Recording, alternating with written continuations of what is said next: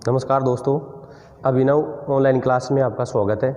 मैं विजय लांबा आपको साइंस पढ़ाने जा रहा हूँ। साइंस सभी प्रकार की प्रतियोगी परीक्षाओं में एक महत्वपूर्ण रोल प्ले करती है। इसके बिना सिलेक्शन की उम्मीद बहुत ही मुश्किल है। कोई भी एग्ज़ाम हो, चाहे रीट हो, पटवार हो, पुलिस हो, आर्मी हो, कोई भी एग्ज़ाम हो, उसमें साइंस से जुड़े हुए क्वेश्चन हमेशा परीक्षा में पूछे जाते हैं। और साइंस में जिसकी अच्छी पकड़ होती है वो सिलेक्शन के उतना ही नज़दीक पहुँच जाता है। तो आप मेरे साथ पढ़ेंगे। कोई भी समस्या हो तो आप कमेंट बॉक्स में कमेंट करेंगे, वीडियो को शेयर करेंगे, लाइक करेंगे, ठीक है। अब देखो, वर्तमान समय में आपको पता है कि कोरोना महामारी चल रही है, जिस कारण से पूरा विश्व इससे जूझ रहा है। आप भी अपना प्रॉपर वे में तैयारी नहीं कर पा रहे हैं, घर पे बैठे हैं, लॉकडाउन में फंसे हुए हैं, कोचिंग बंद पड़ी है अनिश्चित काल के लिए। तो इसको ध्यान में रखते हुए कोचिंग की तरफ से आपके लिए निःशुल्क सुविधा दी जा रही है, जिसका आप ज़्यादा से ज़्यादा फ़ायदा उठाएं। अब देखो, मैं आपको पढ़ाऊंगा साइंस, जिसको हम बोलते हैं विज्ञान। अब देखो, यहाँ से पहले हम इसका इंट्रोडक्शन लेते हैं कि विज्ञान क्या है। देखो, विज्ञान का जनक, आपसे पेपर में पूछ लिया जाए कि विज्ञान का जनक किसको कहा जाता है, तो विज्ञान का जनक अरस्तु को कहा जाता है। लेकिन आपसे पूछ ले कि मॉडर्न साइंस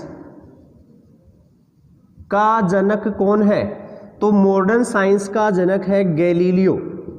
देखो, दो प्रकार के क्वेश्चन मैंने आपको बताए। सबसे पहले आपसे पूछे कि इस विज्ञान का जनक कौन है, तो अरस्तु है।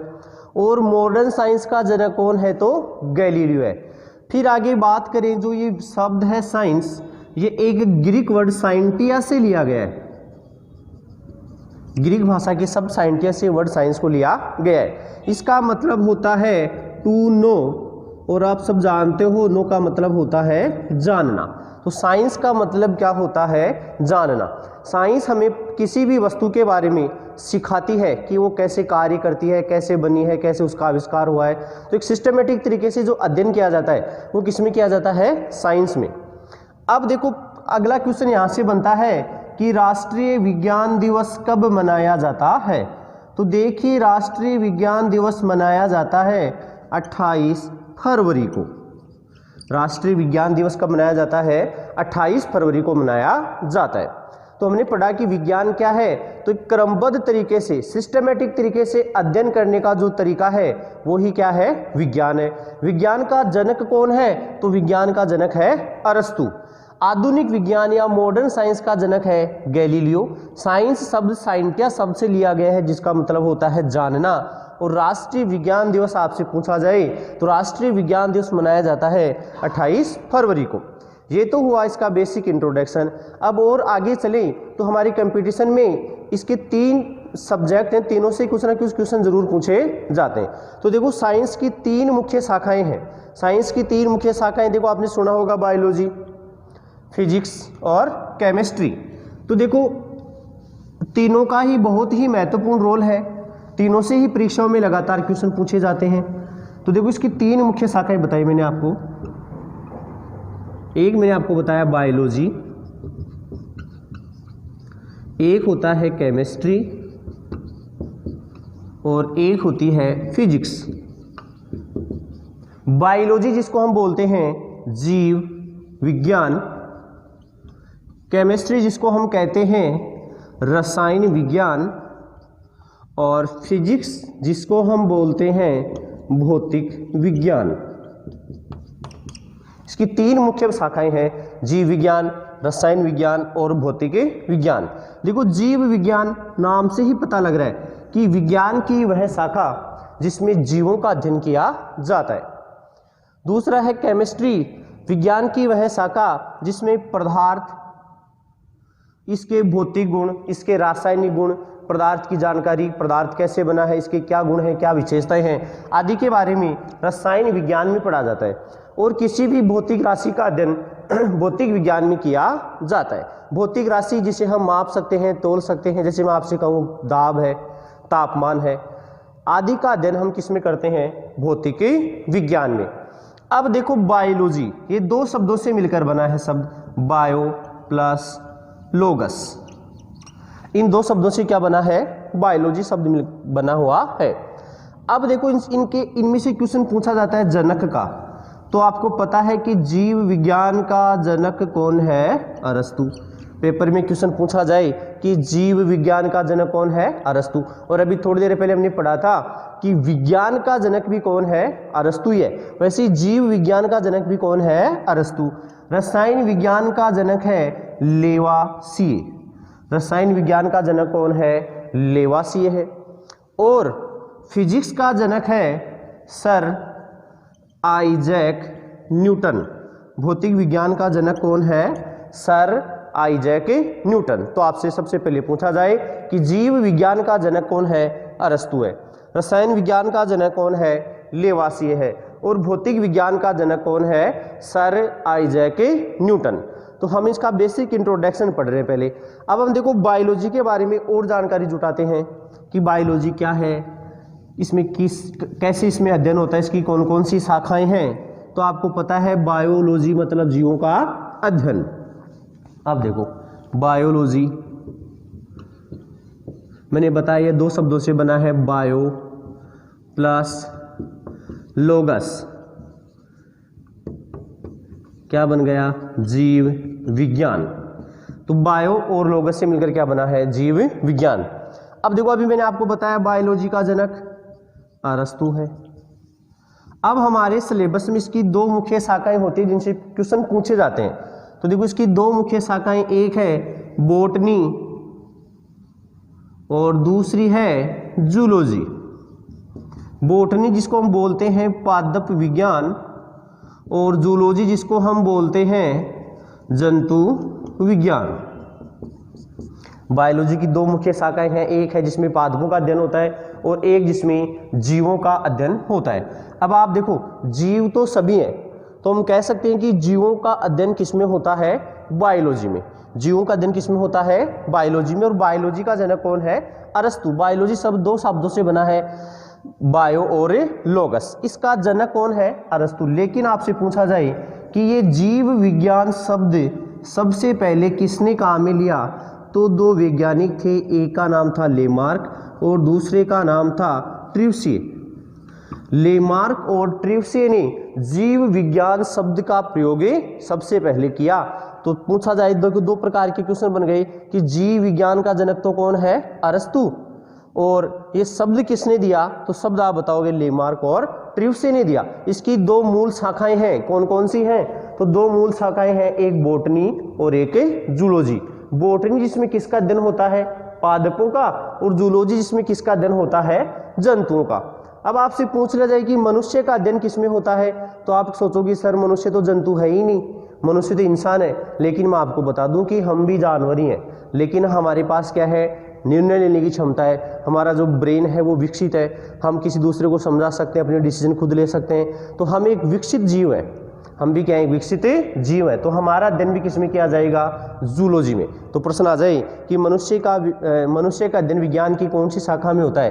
तो हम क्या बताएंगे? जूलॉजी में। और पूछ ले कि जीव विज्ञान का जनक कौन है? अरस्तु। और पूछ लिया जाए कि जीव विज्ञान शब्द किसने दिया? तो आप बताएंगे लेमार्क और ट्रिवसिए ने। अब आगे बात करें तो देखो जूलॉजी, थोड़ा सा जूलॉजी के बारे में चर्चा करते हैं। जूलॉजी, जूलॉजी मतलब जू का मतलब जीव। अब देखो जीव पादप भी है और जीव जो जानवर है वो भी है।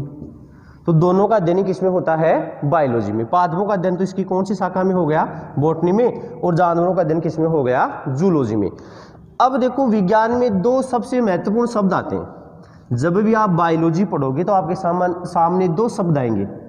एक आएगा कल्चर, देखो कल्चर जैसे कि एपी कल्चर, जैसे सेरी कल्चर, जैसे पीसी कल्चर।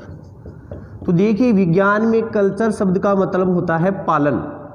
विज्ञान में कल्चर शब्द का मतलब क्या होता है? पालन। जैसे मैं कहूँ एपी और कल्चर, मतलब कल्चर का मतलब तो आप समझ गए पालन, और एपी का मतलब हो गया मधुमक्खी।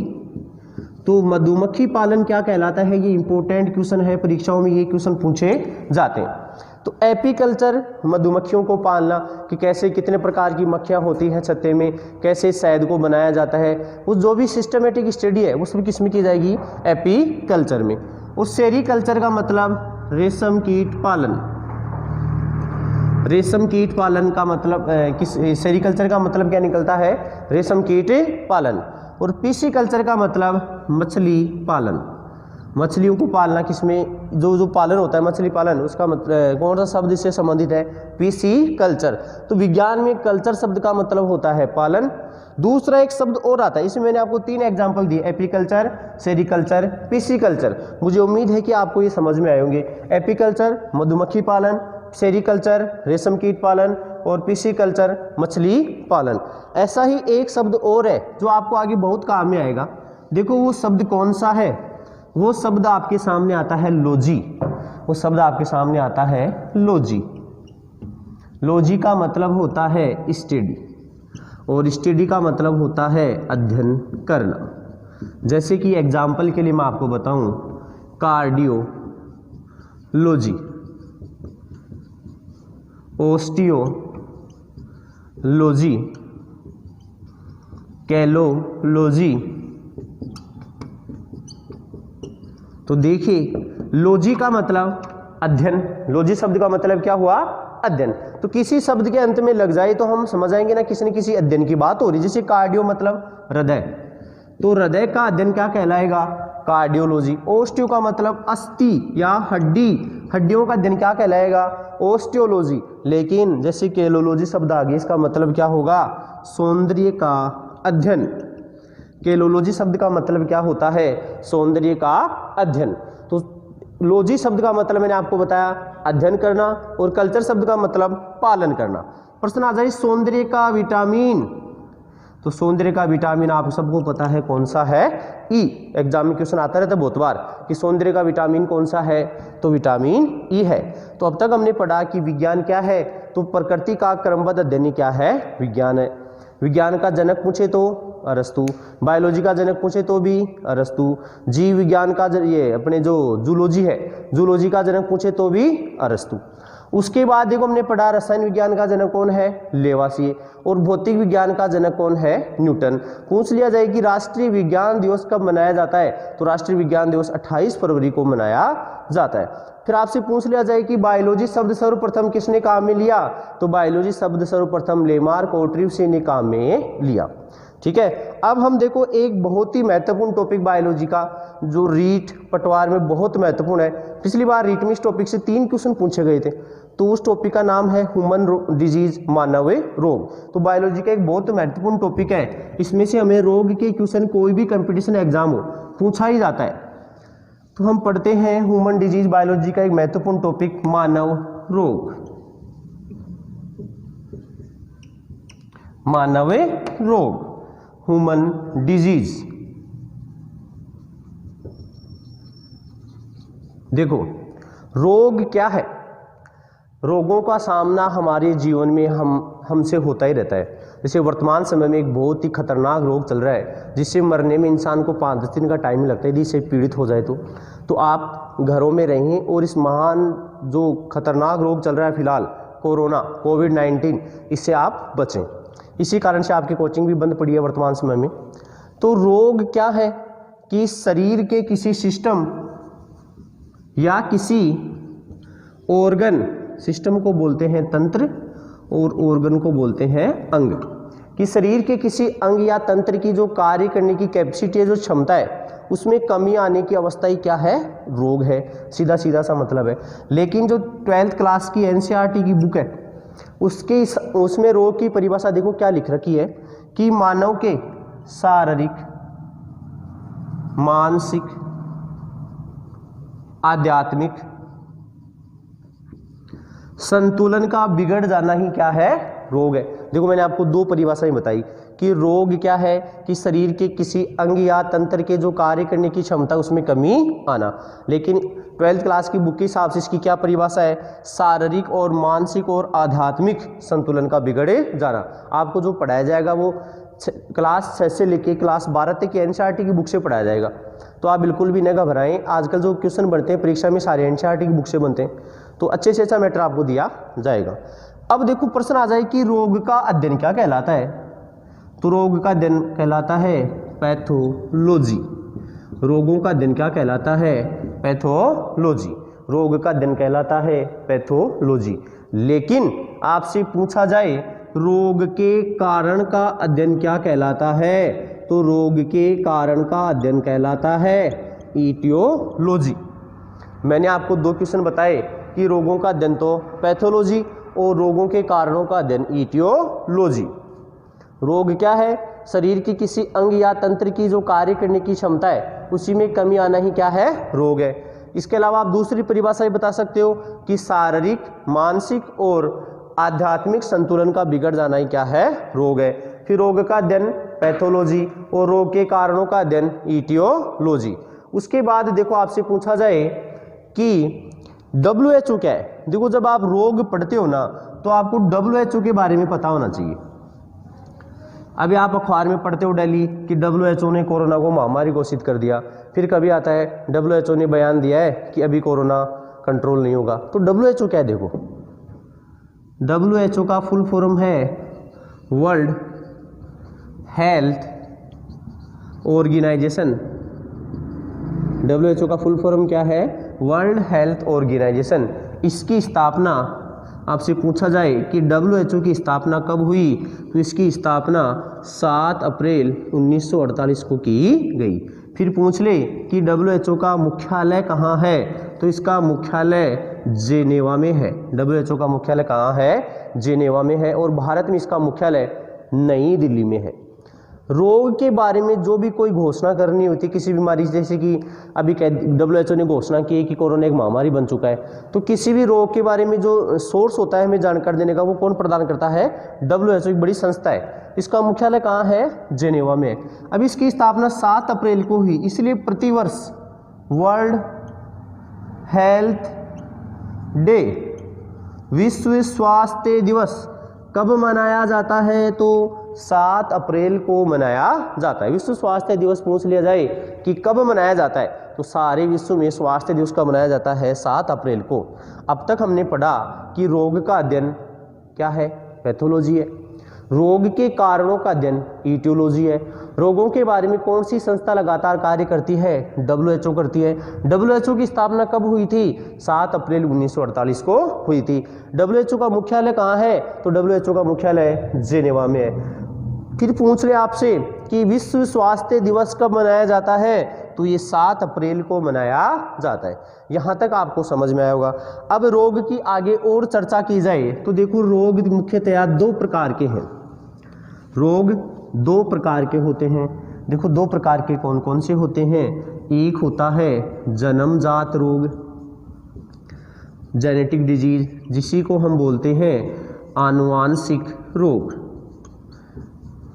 और दूसरे होते हैं उपार्जित रोग।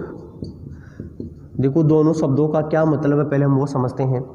देखो नाम से ही आप समझ गए होंगे, आनुवांशिक रोग कि वे रोग जो एक पीढ़ी से दूसरी पीढ़ी में जाते हैं उन्हें हम क्या बोलते हैं, आनुवांशिक रोग। या फिर हम बोल सकते हैं वे रोग जो जन्म के समय ही शरीर में मौजूद होते हैं उन्हें हम क्या बोलते हैं, आनुवांशिक रोग कहा या जन्मजात रोग कहा जाता है। ये रोग क्यों होते हैं, तो किसी के माता पिता को है तो उसमें पीढ़ी दर पीढ़ी अगली पीढ़ी में चले जाएंगे।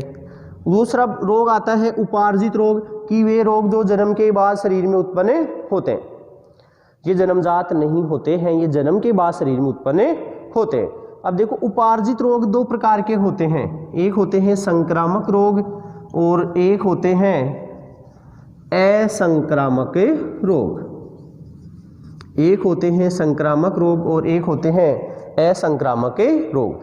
संक्रामक रोग वे रोग जो एक से दूसरे में फैलते हैं, जैसे कोरोना एक प्रकार का संक्रामक रोग है। लेकिन मैं आपसे कहूं जैसे कि हीमोफीलिया तो ये एक प्रकार का संक्रामक रोग नहीं है, कैसा रोग है, आनुवांशिक रोग है। और असंक्रामक रोग जो एक से दूसरे में नहीं फैलते हैं, वे रोग जो एक से दूसरे में नहीं फैलते हैं उन्हें असंक्रामक कहते हैं, और जो एक से दूसरे में फैलते हैं उन्हें संक्रामक कहते हैं। और वे रोग जो पीढ़ी दर पीढ़ी चलते हैं उन्हें क्या कहते हैं, आनुवांशिक रोग। यहाँ से भी हमें परीक्षा में प्रश्न पूछा जा सकता है कि निम्नलिखित में से एक संक्रामक रोग कौन सा है, तो उसमें से एक ऐसा रोग रहेगा जो संक्रामक है और बाकी 3 ऐसे होंगे जो संक्रामक नहीं है।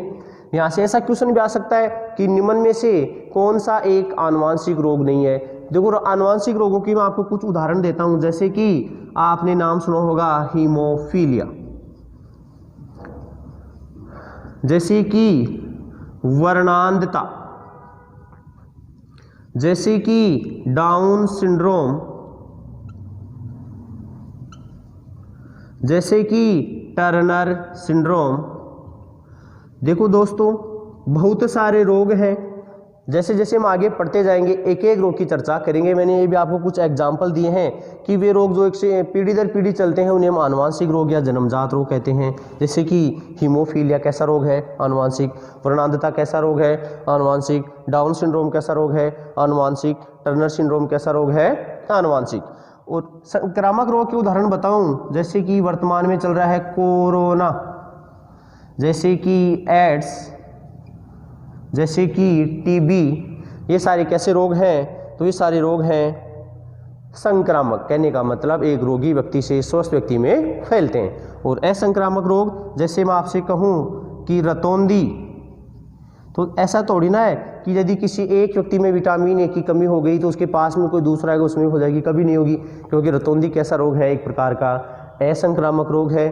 और टीबी, कोरोना जैसे वर्तमान समय में चल रहा है, एड्स, ये सारे कैसे रोग हैं, संक्रामक रोग हैं जो एक रोगी से स्वस्थ व्यक्ति में फैलते हैं। और हीमोफीलिया, वर्णांधता, डाउन सिंड्रोम, टर्नर सिंड्रोम में कैसे रोग हैं, तो ये जन्मजात रोग हैं जो पीढ़ी दर पीढ़ी चलते रहते हैं। ठीक है, तो देखो यहाँ तक हमने क्या पढ़ा है कि साइंस क्या है, इसकी कौन कौन सी शाखाएं हैं।